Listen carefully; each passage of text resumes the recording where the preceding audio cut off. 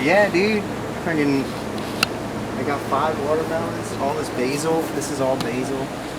This is gonna do it. They grow on a vine, but usually the best thing to do is put them in a little hammock so that bugs and squirrels don't eat them, and then they don't have the weight off of. But see, I had another one right here. See how that's brown? Yeah. That thing fell off because this one started growing and it started sucking the nutrients from this one.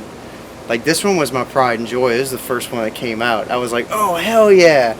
And then it started shriveling. I was like, what the fuck? And then I looked over, and then there was another one on the same vine, and I was like, oh, okay. Everything we did, so you walk downstairs, if you needed, like food, like groceries, if you wanted to go buy a beer from the convenience store, if you wanted to go out for a bar or restaurant, that shit is like right there outside your house, and you don't have to make a plan. You don't have to know what you're doing. You go outside, and everything you need and everybody you want to talk to is out there too. Whereas in the States, if you and I wanted to make a plan, we have to decide who we're going with. We have to go decide where we're going. You have to drive there somehow. The car thing. You can't just walk. I mean, you can with like your neighbor. But even right now, where we're sitting right here, okay, which is supposed to be a convenient spot, I have to walk a mile to the nearest grocery store. A convenience store, if we wanted to go to a bar, we'd walk to Cooter Brown's. It's about a mile and a half away. Yeah. And it's an unpleasant mile. And it's an unpleasant mile. It's down the railroad tracks. Fucking. And other than that, like, unless you're in the quarter, you don't really have that, like, walkable environment. You have to at least bike somewhere. Everything's at least a mile away from you. The fact that I live as a single person in this big of a house, and the fact that my neighbors have, like, a fucking compound right here, every plot of land that we have is, like, yours, and it's, like, a sectioned off thing that you own, and, like, it's not like that everywhere, man. You share space in a better way. You share resources in a better way. You don't have to have a car. You don't have to make a plan. You go outside and meet strangers. Dating's easier because you get introduced to your friends' friends just by going outside, bumping into people on the street. We don't do that here. Yeah, there's something to like I just find it so hard because we're like artists, for like the world to feel not planned out all the time. There's a word like touristification, like everything feels like scripted, Yeah. It's like I go to the bar Friday at 10 and then I flirt and then I go after I flirt. It's like once you talk, especially with dating, once you try like to reverse engineer how it works, right? It just starts to feel so scripted. Yeah. And that's when you lose interest in doing it, because it's like, dude, what's the point? Like, I don't want to do. And that's when you get all sick of those, like, same questions, like, how old are you? How many siblings do you have? What do you do for work? That's the one. What are your hobbies? What's your favorite color? What do you do when you're not working? What do you do when you're not working? What do you do for fun? What kind of music do you like? It's like, what is this? You just want to be mean? like, I think you're hot. Yeah. That's it. Can I just say? I can't say that. Okay. Sup? You're hot. God, it's so annoying. But yeah, I mean, yeah, like as far as the online dating shit, it's like, it felt like people shopping. Yeah. I'm like, I mean, yeah, okay, you got a nice face. Or that's the other thing. You start to become so not only particular, but judgmental. Where you're like, those are your teeth? That's your chin? Who did your eyebrows? If you were a little bit lighter or darker, I'd like you. Like, ooh, like, I bet you take too long to get ready. I don't want, you know what I'm saying? I'm like, oh, you look like, oh, that's your outfit? Like, man, why don't you fucking smile with your teeth? I bet you got braces. It's like, that, none of that should fucking matter. If you, like, if I was, like, let's just say I was, like, on the streetcar, and I turned around, and me and some girl started talking, and in my mind, like, if I saw her on the internet and thought she was ugly, right? But in real life, we fucking hit it off like no other, and she's making me laugh, and we hang out for 2 days straight nonstop, and I'm like, damn, I never want to be away from you. I see beauty in that person that wouldn't have been allowed for me to see if I was swiping on the internet. Because in like a 0.5 of a second, I'd have been like, ugly. Right. Just the wrong lighting or something. Yeah. To do it, you know. Also, in real life, we tend to like let a lot of things pass that you don't on the internet. Yeah. Like if you have acne, I don't give a fuck. In fact, I would prefer a girl who didn't wear makeup. I think it's more telling that you feel beautiful in your own skin, you're comfortable, you're not trying to hide shit. You know, that's hot to me. But then on the internet, like, okay, if I see you have acne on the internet, I'm like, ugh. But then in real life, I'm like, oh, okay, like, you're a human. You got, like, human things going on. That's normal. I hate what the internet did to my head. You feel like you're still, like, what's not decent, like, what's that word? Like, when you rehab. Oh. You have to, like, wane off for a period of time? Yeah, well, because, even though I've gotten rid of the dating apps, I still have Instagram. And I call Instagram lifestyle porn. Yeah. Because it's not real porn. It's not sex porn. But it's like, oh, I'm an artist, and I'm a better artist than you. And you're like, oh, shit, like, you're right. I'm going to watch this person and learn from them. But you just compare yourself. Right. Because that's not what we're evolved to do. We're not like, how do I become a better? You see something, you're like, I want that. I want that. I want to be. I want to do that. Yeah, I want to be that. And I want to. So yeah, no, it's totally. Dude, I wish you had an Instagram because I saw some shit that popped up on mine. I'm convinced my phone was listening. It was so spot on about what we were talking about outside that restaurant. This dude's like, my algorithm's broken. It's like, I signed on to Instagram, and it's all chicks. All chicks. Like the little search thing, everything's booty, booty, booty. And then he's like, so I tried to trick the algorithm, and I started scanning through, skipping all the booty, and just liking the art things, just to see if it started showing me art. But it got smart on me. It started showing me art about booty.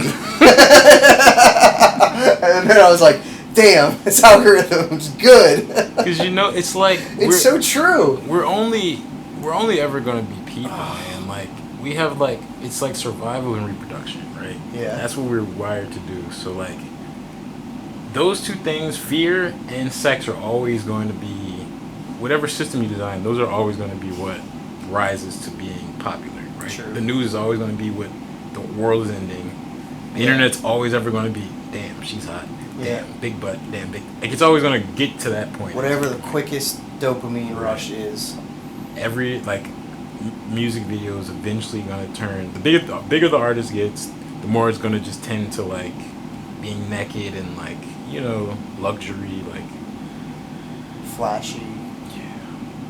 Yeah. It's tough. I guess that's the one thing I forget. Like, because I'll hop on the app and then hop off the app, but I haven't done the Instagram in a couple of years. I hate it. I forget how much that is the same experience. It's the same thing. I have to put a timer on mine because I don't even realize I do it so much that I have to be like, all right, dude, like, and I have to like wean myself off of it. Sometimes the crazy part is like it's not even in New Orleans or the city you're in. You're just looking at like Belize or like people from all around the world and so much shit that. And I'm like, what do I even care about this for? Why am I following this chick? Because she fucking danced once? And I was like, that's hot. Now I'm going to follow her forever. And I'm like, it's so dumb. I hate with that. And then the internet it's got its benefits. It does have its benefits. But it's like, they've done studies about this where like, if you send someone into a grocery store, and there are 18 different choices for orange juice, that person is actually less likely to buy orange juice at all than if they went in and there were two options. Yeah, I was reading about this yesterday. It's what do they call that shit?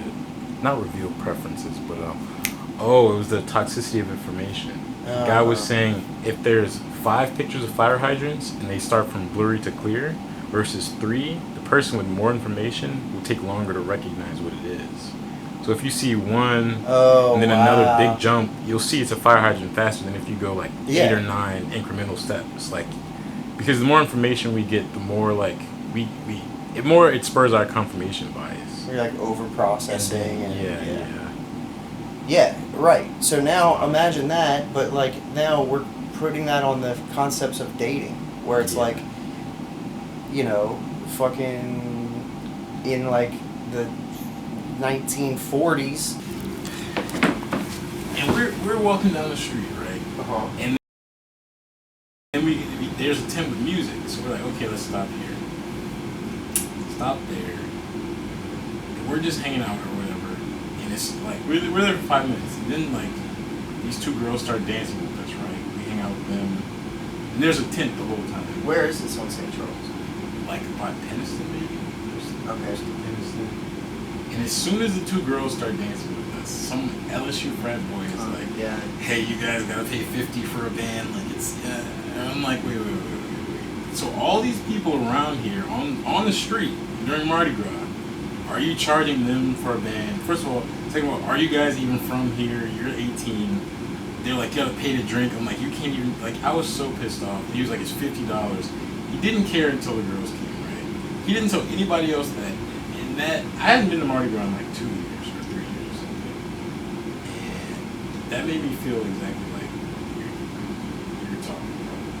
Like, I was just like, this is so stupid. Yeah, it's like, you kids are setting up a tent and charging people. Gentrification. Yeah. It's like you to can't stand profit on off of Mardi Gras. Like, that's not... Like, what do you don't even go to school here. You're ruining the party. Yeah. That's just so annoying. And, like, you're going to charge people, which means you're limiting the amount of people you can party with. Like, dude, Mardi Gras is supposed to be... They, like, roped it off with, like, tape. I was like, what are you guys doing? This is not the spirit of the festival. The whole point is the street. Yeah, and how are you going to teach them that? You can't. Everything is just, it's the same thing. There's alcohol here, there's music, and then you gotta stand. And that's everything. That's it. Everything's about. And then you talk to strangers and you make friends and you party and you see what the world has in store for you. You kind of have to just you have to succumb to not knowing and not having a plan. And that's when you have the fucking best Mardi Gras, where it's like, dude, oh man, the amount of times in the past where like my phone would die and I didn't give a fuck and I just had like the best time and there's no evidence, like nobody took pictures, nobody filmed me, nobody called me. I just woke up the next day and told my mom I'm alive so she wasn't too worried. And I had so much fun. And nowadays, like, dude, you just can't do that shit. You're charging people $50 to stand under. Everything is just becoming like the nightclubs. She looks like Dobby. My brother sent me this video on Instagram that was like why the club scene died. It was kind of interesting. There was this guy from Atlanta. He had this whole explanation that once they put sections into clubs, like in the 80s and 90s, there was just a dance where people would dance. After I moved to New York, I was like, why don't people dance anywhere else in the world? Like, everywhere is just people standing around drinking. I had seen videos of people dancing in the 80s. I'm like, this shit is still fun. Like, why don't... His theory was they put sections in and then like it became a status thing. Like, I have no money for you, so I pay $1,000 to sit here and watch you. It's the same thing even with Mardi Gras. It's like you partition off this section. 100% true. Pay $50 and you can stand here and watch us. Like, what are we doing? They even have like the stands now where you can go in. People pay more money to like be on such and such balcony and have access to A, B, and C. And that's kind of cool for like these people want to have this ritzy experience over here. When everything is like that, it's like down to the every single corner's got some kind of pay to play. What are you doing, Rizzo? What are you doing? But yeah, man, it's annoying, and that's it's like it's hard. It drives me nuts because one thing that bothers me is people who come here, they're our age, they come here from somewhere else, they're experiencing New Orleans like it is now, not like it used to be. They're gonna have kids, those kids are gonna come up and say, I'm from New Orleans. But they're not. They're not in the way that, like, you bring like a palm tree from Florida and plant it next to an oak tree and say that's like a natural palm tree of New Orleans after a couple years. Like, yeah, okay, it's in the dirt, sure, but it was not. It's in the New Orleans dirt. Yeah, it's in the New Orleans area. It's in the New Orleans area. It's not fucking. It is hundreds of years old, and like, we were losing that shit. And even the fucking college area, even the booth, they built like a police station right across the street. 10 years ago, that was a dirt road. Yeah, it was. We would just get demolished. Yeah, we did. It's stupid shit. Like, it's so crazy now how there's just no randomness. There's no randomness. That's a good way to put it. Yes, everything has a meaning, a structure, a purpose. Everything it's scripted. It's planned out, And unless you know where you fit in that little matrix, then you feel like, just lonely, like floating without scope. It's like, it's a shitty feeling. And I enjoy being like that because of that. Like, serendipity is one of my favorite things in life. But then, like, I tend to beat myself up over it because I'm like, well, what's my purpose? Where do I belong? Where's my, like, clique? Where's my group? And I'm like, if I don't have that, or if I can't define it instantly, I'm like, well, shit, am I just, like, alone in it? Am I isolated? Did I do this to myself? Like, should I be better at, like, knowing where to be and when? And I'm wondering if I'm the fucking problem, which shouldn't be that way. Yeah. No, I think it's... you can't say it's a natural state that we're in. Because just how scheduled everything is all the time. It's just nuts, man. Like, to think about, like, the history of the city and the fact that to this day everyone still praises the city for that history, but it doesn't follow those rules. And I'm not talking about, like, yeah, okay, back when we had pirates, there was probably a lot more, like, murder and robbery and rape and, all kinds of bullshit that we shouldn't have. Yeah, I'm not saying we should go back to that, but what I am saying is, like, being open to experience something without having a plan is better than whatever the fuck we're doing now. That's true. I think about that all the time. I mean, even just like the idea of knowing when you're going to have fun or when you're supposed to have fun. So, like, you met the girl at Ogden Park, right? Yeah. Was that just you just running around the park? I was playing with Rizzo and we kept catching each other's eyes, and I finally, dude, actually, another version of like delayed gratification. We ended up walking half the trail together, and when we left, I didn't want to seem desperate, so I didn't ask for her number, and she didn't ask me either. So for like 2 weeks, I was like, I gotta fucking see this girl again. I gotta see her again. So yeah, every day I walked Rizzo, I was like, I wonder if she's gonna be here today. I wonder. And the first time I saw her again, I was like, are you single? I need your number. Like, within seconds. I was like, dude.